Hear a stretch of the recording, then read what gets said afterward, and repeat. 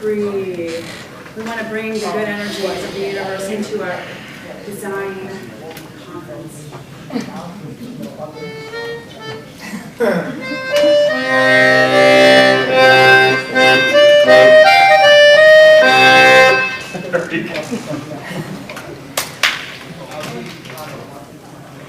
My name is Aris. I've been a designer and a media professional for 18 years. I have owned businesses. I have worked in photo shops, print shops, television stations, a number of different arenas. So while I'm a jack of all trades and I know a little bit about everything, I often don't know how to define myself. Today I thought I could be the design swami. So it's pretty much anything goes. Put a few things up on the board that you might want to ask about. We're not limited to that, but counting on the universe to bring us good answers to your questions. So, a little bit of background. Right now, I'm currently the owner of Literati Creative Services, which is a design and media company here in Tampa. I'm also part of a startup, which is a mobile application startup being accelerated by Gazelle Labs, which is part of Techstars. That keeps me pretty busy. I am also the graphic design meetup president. We have almost 700 members.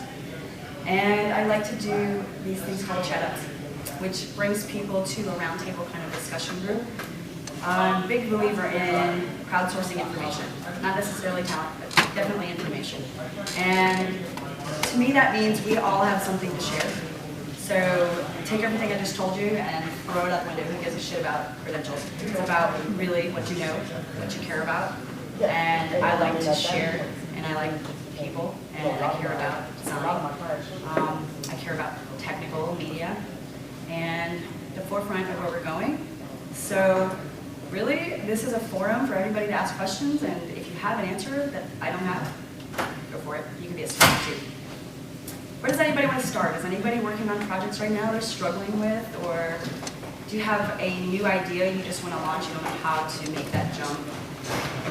Maybe you've got a project that you've been working on struggling in the design arena, and you thought, God, if I only knew this one thing, maybe I could get through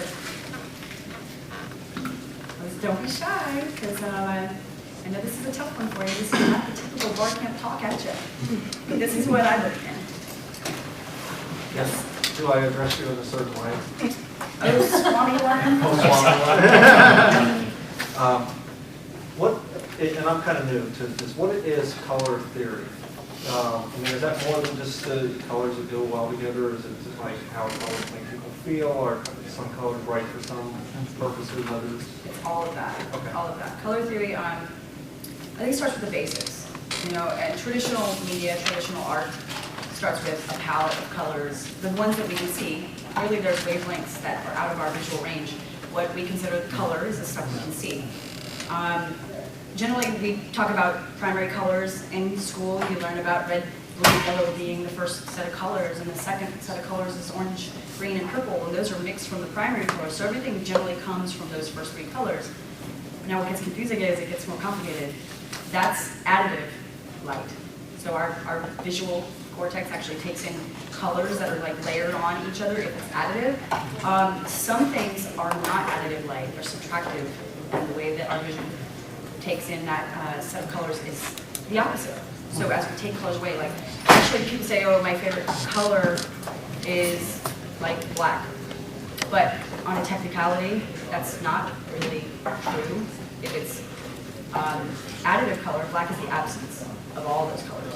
And white would be all the light together. Like screens. Screens emit light, right? You can kind of like analyze or analogize, is that the word? Screens and emit light to additive color. And subtractive color would be something that you'd like if you paint, you're adding light, you take colors away to make that. Does that answer your question? Kind of, yeah. What I'm wondering is, like, when you're looking at a project and choosing colors to use, say, in a style sheet, for example, that you're using on some project, how important is color to each project? Is it just a personal preference? Your client says, well, I like this or that, or do you approach them with the idea that well, for sales, blue is a better color because it connects with people's. Absolutely. We're talking about more like like color theory in the sense that, how does it make people feel? How do we react? There's studies done on that. Absolutely, there's some psychology behind that.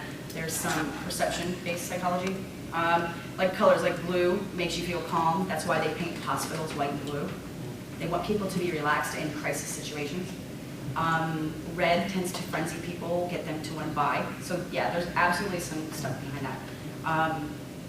For instance, if you're creating a website for a very staunch corporation that maybe does like real estate, you want to use colors that are more subdued, not so reactive. You want people to buy, but you don't want them to be frenzied buyers. So there's some theory behind that you'd want to check into. Do you have any specific needs right now?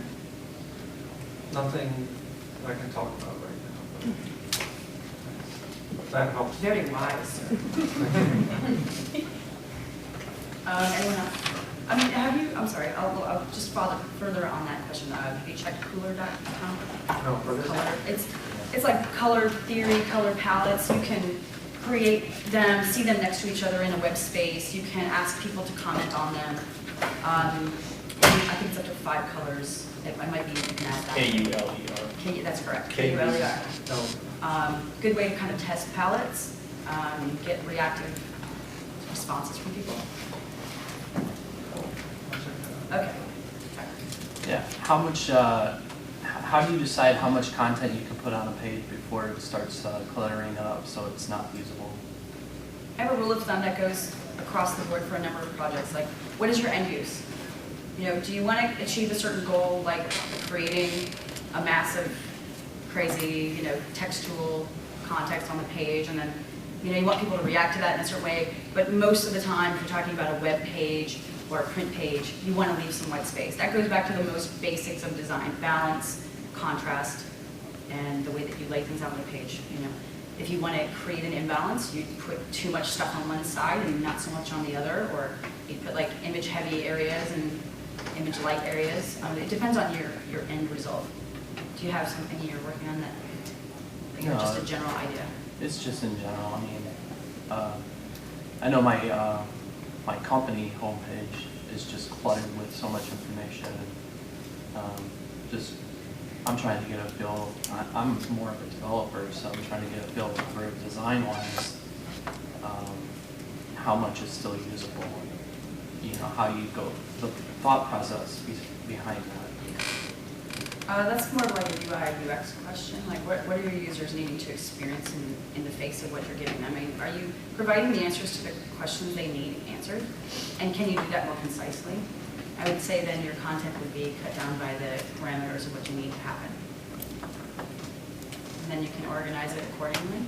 If there's steps to be taken, if there's movement that you want the user to experience as they're going through the face of your site, you want to direct them in certain areas, then you want to steer them away from others. You can use some steering techniques, visual or otherwise.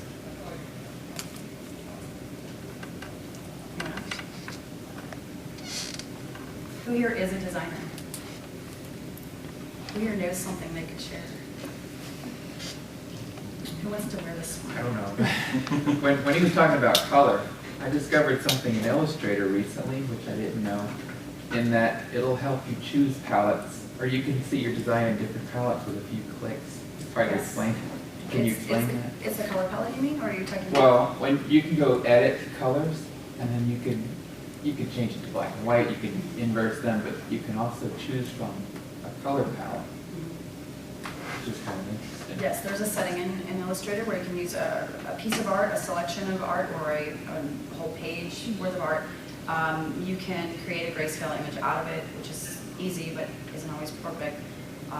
You can invert your colors. Sometimes that's easier when it is grayscale to invert colors, because when you invert a color palette, you don't necessarily visualize the results before you see it, but play around with it. You can do that. I find it most useful when I'm taking like color down to grayscale. That's awesome. If you need to change your color parameters, like RGB to CMYK, that's a good way to use it too. In one fell swoop, you can pretty much change everything. You can also use your master colors and your universal palette to do that, but it's easier when you use the file menu.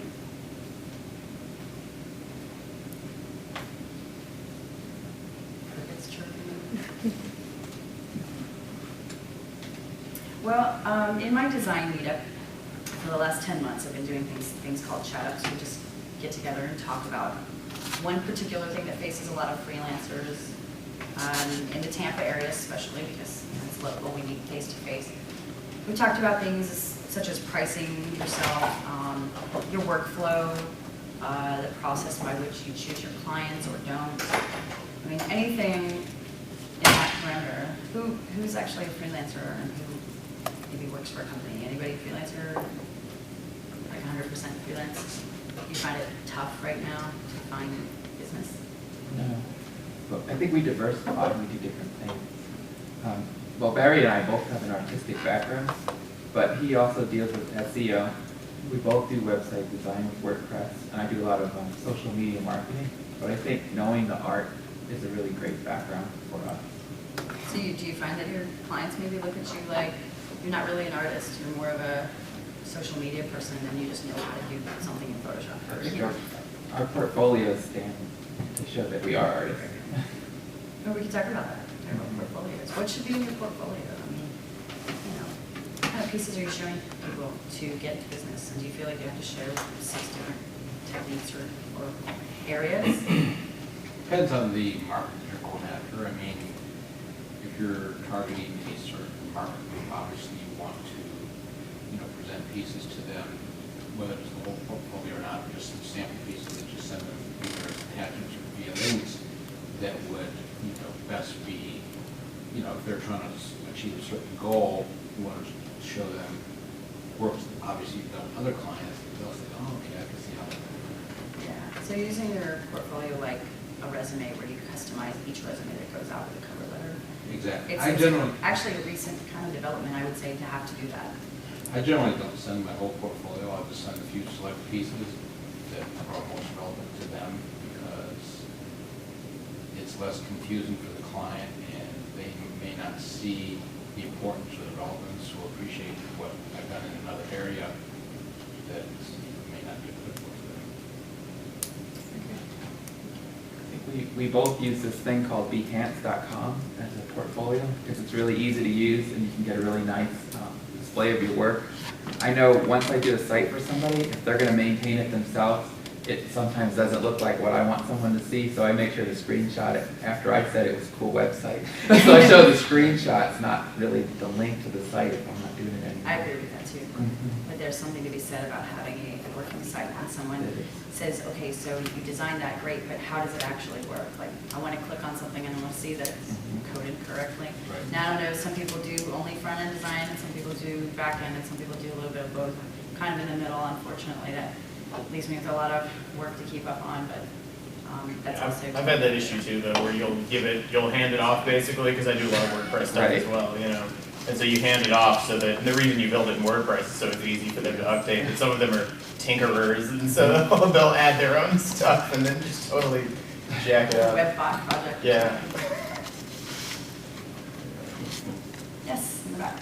How do you deal, more from a business side, how do you deal with a client that, wants to constantly tweak and update and come back and, oh, well, I like this, but can't we do that? And they don't really know what they want, they know what they like, and then back and forth process, how do you? It's depending on the type of client, but really comes down to basic human behavior and hitting the pocketbook hard usually gets that behavior to stop. You just tell them, okay, here's where we're at. It's going to cost you $120 an hour for you to continually make changes, and I'm going to bill you accordingly. And generally, I think it's a good idea to bill like a retainer fee up front, because then they start seeing that money dwindle and they're thinking, oh my God, it's my indecision, not the crappy designer that's creating this issue. Anyone else? So what's the difference between like a minor tweak and a major revision? How do you say, oh, well, we're just moving the image over versus, no, this is going to constitute a redesign and a change? Sure. Well, depending on your own design level, I mean, it sounds like everybody's really talking like web right now. If you're really good at creating websites and you're using the correct HTML, CSS, and you're up to par, then you know what's hard for you to do and what's not. I understand, though, maybe there's some questions in your mind, like, okay, how does that play out in terms of the industry standard? Like, I'm good or I'm bad or whatever. I constantly ask myself those questions, like, am I undercharging because I don't think I'm fast enough? Yeah, it's good to take a temperature and maybe ask other designers, and I think, maybe you're doing that right now. I would say a minor tweak would be, I can go in and change the CSS and it's immediately done within like 15 minutes. But I also started to charge like a basic 15-minute increment basic. So, I'm gonna charge that client $30 just to change the CSS, something like that.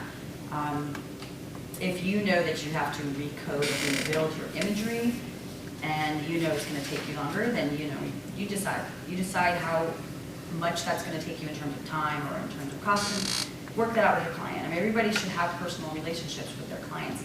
So you kind of know one client might be a little different than another. You might do a favor for somebody where you wouldn't for another. And there's always the pain in the ass fee you can charge, because that's just a hassle for you to have to work through people being in trouble for you when they're just inconsiderate. So it could be a number of reasons why you choose a certain thing over another. That's sufficient.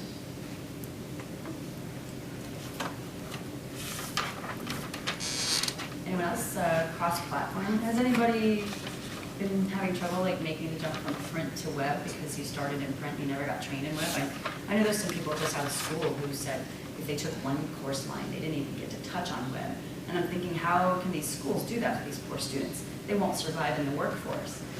The workforce right now is asking for immense amounts of information to come out of these people, and they want it for the cheapest price I've ever seen. I'm sure everybody's probably perused Craigslist and seen that you have to be a front-end, back-end designer with JavaScript, jQuery, a little bit of PHP if you like it, and then you got to be a phenomenal Photoshop wizard, and I mean all these ridiculous things. And then it's like, oh, and by the way, we'll pay you like $9 an hour because that's pretty much what you're worth. I don't agree, but I think that we're having a tough time right now in our economy, and people think that that's what they can talk people down to. And if they can, they will. That's really up to you. What standards do you hold? Anyone being underutilized or underappreciated? Yeah. Now you're more of a developer. Oh, How do you feel? Are they asking you to be a designer? I always feel unappreciated. I found that you get what you pay for though. I mean, as a client, I'm not a designer, I'm a client, but I know what you're talking about, and I've seen that happen, but I can usually tell the quality difference in the people who are being talked down versus the people who are standing their ground, you know what I mean? And that's the case with a lot of creative services, like photography, for example. I've noticed that a lot of photographers coming out with really low rates, but you can tell the difference in their work. And so, some people don't want that high quality. His price is more important, but then This is true. if you do want the quality, you know what I mean? Yeah. I was just going to mention the uprising of gang run printers over the last 15 years. It's been immense. The gang run printers they throw a bunch of jobs on one sheet and they print everybody the same color profile. You get what you get. But the reason why it's so popular is because it's cheap, and a lot of people are looking for a quick turnaround. No one really is looking for the traditional designer who's going to pick out this awesome sandstone paper and the great color ink, and they're out there, but they're more corporate, higher-end clients. There's a lot of entrepreneurs, solopreneurs that are moving into an industry now that are just needing a business card for next week, and then they're done, and maybe on to another project. So you've got to go with the times. You've got to know what's going on out there. You've got to really keep your eye out on what's happening around you and be aware. And it's not you, it's just things are happening. You have to kind of mold yourself to be ready for it. Yes. I know you all have remaining questions.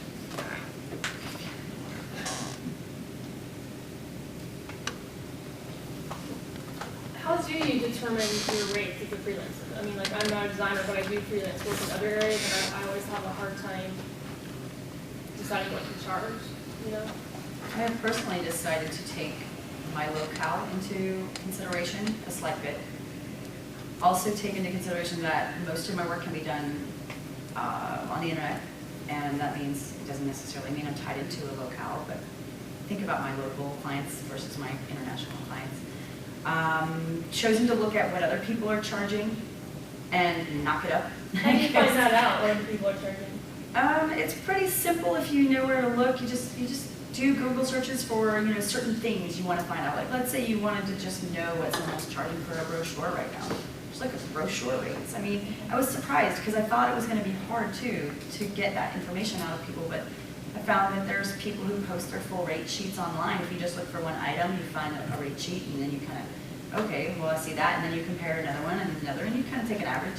And I've decided that, across the board, I know that in order to be able to offer people a good quality service, I want to probably raise my rates from most of the print houses that are charging, because they charge their print jobs with a design fee. So I want to kind of be above that, but I might not be in the same range as a higher level advertising agency who's got a ton of overhead. So I can find a middle ground where I feel comfortable, where I feel like I'm getting paid properly for my work, that I can offer the right customer service and the right time frames, and everything that I take into consideration.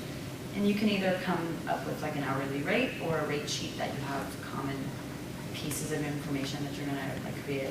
Business cards, brochures, all the collateral is usually very standard. Websites vary a little more, so you might want to have a range. I also do video, illustration work. Those are a little more, even more kind of open-ended, so just kind of testing the market. And don't be afraid to change your fee rate. Like, just be clear that you're going to have to make those changes and let your clients know. Maybe give them a grace period. Say, okay, in 3 months, I see that I'm going to have to kind of up this about 15%. You'll find that some people drop off and newer clients come into your life, but you're hopefully looking at more quality as you raise your rates, more quality relationships. And that gives the market a chance to adjust. Like, new designers coming into the market can do that $10 an hour job, probably living with their parents, going to school, and it's like a part-time thing for them. And for people who are more professional and they're doing it for a long time, and they have mortgage and kids and all that, it's going to be a totally different story, and they're going to want corporate clients that are more reliable. They don't have to bill as often. I mean, all these reasons why there's jobs out there for everybody if you just know where to look and what to do about it. Yes? I think part of my issue with being a freelancer is a transition from having worked in a place almost 17 years. But I'm getting a lot of good referrals based on my work, and so I've needed some help. So I'm in between having people help me and trying to do things myself. And I just don't know how long a client would reasonably wait for a website to get started and get finished, or other projects. Like, can I say, I can do your website, it's going to be this price, but I can't start it for a month, and it'll take me how long? I like to manage client expectations. Since you're a freelancer and you know your own schedule, you might have a better handle on how you need to do what you need to do. If it's going to take a month to start, I'm not sure most clients will be very happy to hear that. But if you said it's going to take 3 months to finish, that might be a different story altogether. If you were to say, okay, client, don't tell them you're just going to start in a month. Tell them, okay, in a month and a week, I'm going to have you something to look at. But it's going to be a first iteration of a first draft, and they're not going to be, their expectations won't be too high. They're going to say, okay, kind of expected this to be like workable. We're going to have to fix some things here. That's one way. Another way is to reconnect with your community. Find other designers you really can count on that have time. There's people aching for work out here. I'm surprised how we don't connect like all the time. So there's all these wonderful, talented designers out there that really need work that you could probably say, okay, I need this in a week, and this is what I'll give you, and you make that agreement. You're gonna have to test those relationships. I know a lot of people can let you down because they just don't have the same work ethic, or they don't have the skills they thought they did, or you thought they did, or whatever. So I would just say start looking at your staffing, start looking at your association, set those in place before you have to scare a client off.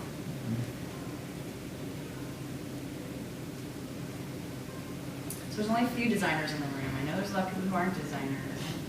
Questions? Nothing?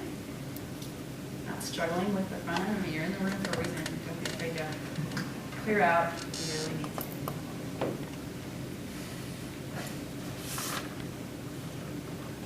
All right. We haven't talked about branding. I like branding. What do you know about branding? Branding, amazingly enough, is really, it's everything. It's everything about your business that you put face to the world. It always amazes me how often people who are trying to create a new business don't really want to get a job without branding. They want what they think is the most awesome thing, like somebody likes frogs, they want a frog in their logo, okay? Has nothing to do with the fact that they're making cookies, they just want a frog. Or, I like green, let's go with green, you know, because, that must have been totally subliminal, I just realized. Yeah, frog green, that's okay, no, I was wondering that too. Subliminal. See, okay, we're going to talk about subliminal messages next. You're branding yourself. I was wondering if that's where you were Okay, going. But I've had anyway. clients tell me, like, I'm kind of partial to purple, let's do purple. I mean, why? Why do you want to do purple? They're thinking, because I like it. They're not thinking, well, because I think purple is regal and royal and it has a connotation and, you know, backstory. They're not thinking because I want to establish myself in the market as a such and such or whatever. They're thinking, I just like purple, I think it looks good. Okay, there's a store in the mall where it's what, purple everything, or it's called everything purple. I can understand if you want a purple logo because you're running a purple business. But other than that, really, color, first of all, people get attached to color. We're talking about emotional reactions to color. That happens a lot. People have their favorites, they stick with them. Second of all is like your imagery. Often in branding, you're gonna have either an image and words, or just words that are created as like an image, like some sort of style, or you're gonna have just an image. I prefer both. I think most companies should have both. Some sort of iconography and some sort of like verbiage that says their name. Like I don't see why people do just one or the other. Really not beneficial.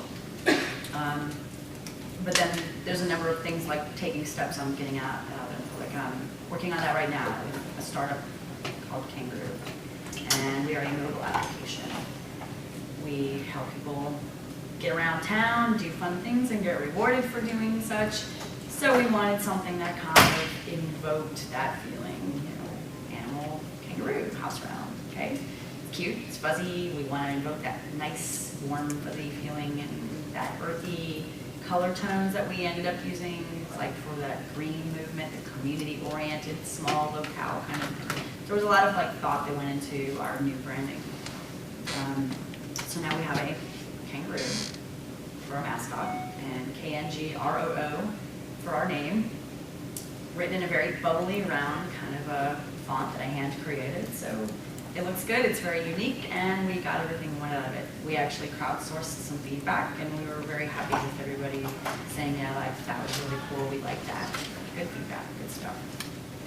What else about branding? Anybody else got like a question? What if you work for, like, for example, I work at a college, and the branding is already established by a marketing department at the college, but yet the department that I represent is very different than the branding of the college, so still trying to let the users, the community that is looking at it, whether it's in print or on the web, know that it's a part of it, but yet a different image, a different idea. What would you recommend doing there? Yeah, now you're talking about like I don't know what corporate category. bureaucracy mixed with Bureaucracy and marketing. It really depends on what school you work for. Yeah, I don't know what to say if it's like some, you know, public or private or, you know, corporate or not. I mean, I know some of the corporate schools around here are very stuck in their ways. That's because we got a lot of corporate bureaucrats running creative teaching schools. I'm not going to comment on that part, but I'm going to say you're going to need to jump through some hoops.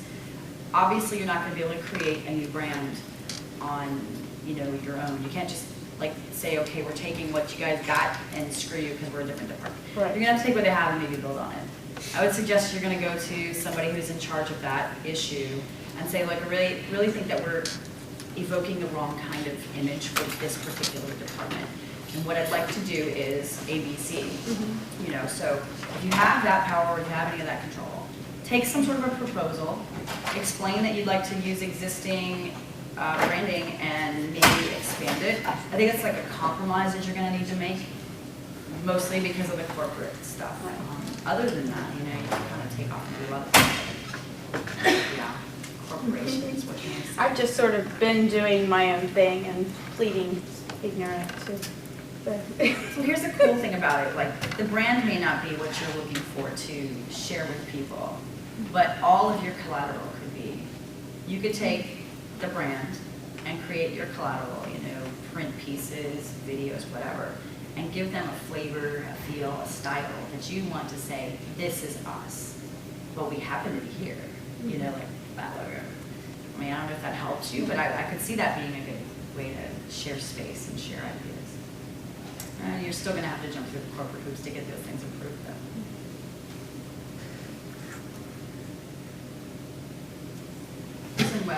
Who's in web here, like, developers? Yeah, is it time? Yeah, it's time. Guys, it's been great.